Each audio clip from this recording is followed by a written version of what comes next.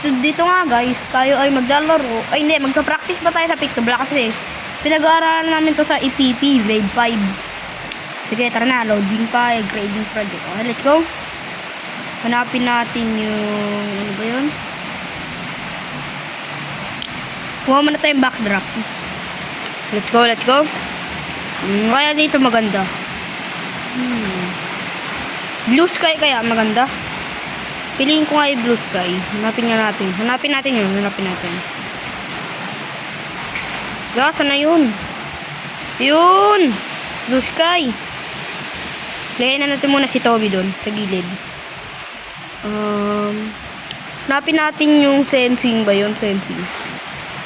Sensing yung sunod. Sensing.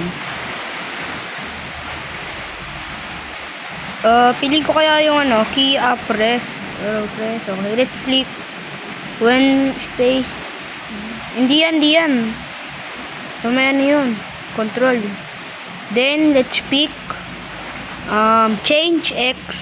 Hintayin natin. Hanapin natin yun. Mamaya. Wait lang. Anuin ko muna to sa right. Let's go. Hanapin ko lang yung X. Change. Ba yun? Ayun! Then, try na natin. Lagay mo na yan. Yun. Try na natin, guys. Ay, hindi. Kailangan pa yun yung plug. Pa-plug pa natin.